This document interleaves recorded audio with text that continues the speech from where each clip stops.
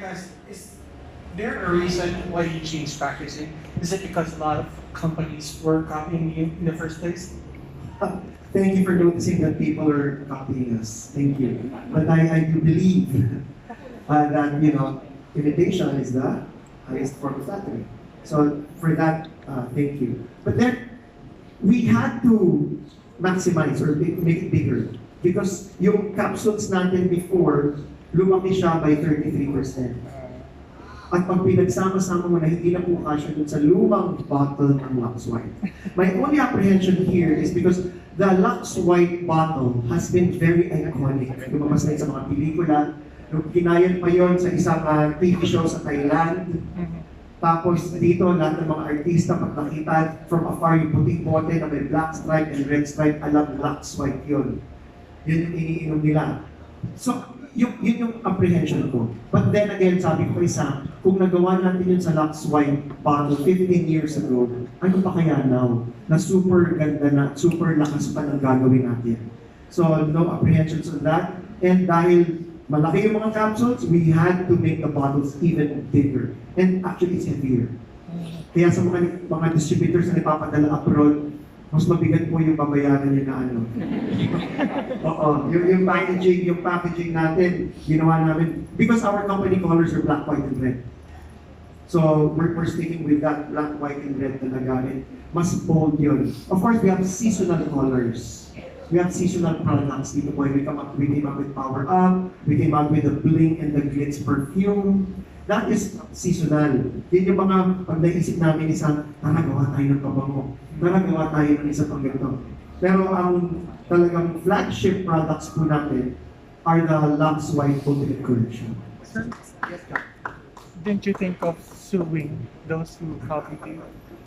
No, the ones copying us, Yeah. okay lang, hayaan mo sila. Sila, pag Google naman, if you see naman Google, makikita mo naman sila yung number one. So, okay lang. Yeah. Thank you. Thank you.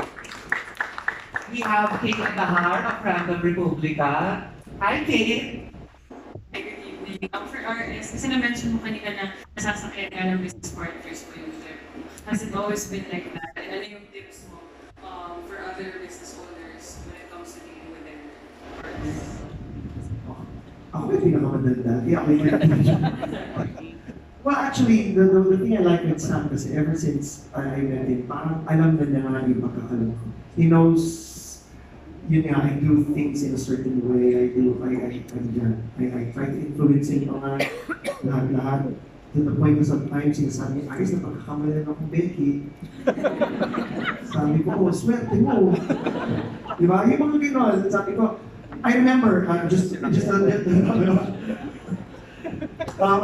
actually, Kate, I remember when we were starting Front with Tito Boy, ito, to quote my words, sabi ni Sam, oh, we're gonna do, a company, anong colors gusto mo? Gusto ko lang black, white, and red.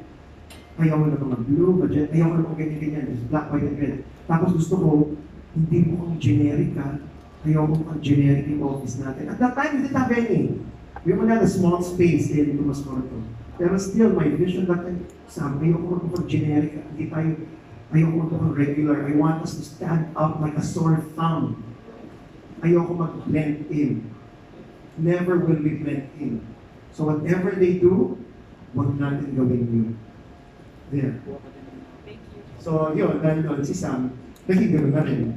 So yung mga ginagawa niya ngayon, sa mga plano niya sa Manila, talagang makikita mo talaga, hindi ginagawa ng usual politician. Diba? Lahat ng ginagawa nila. Hindi ka nabibigay spam. Yes!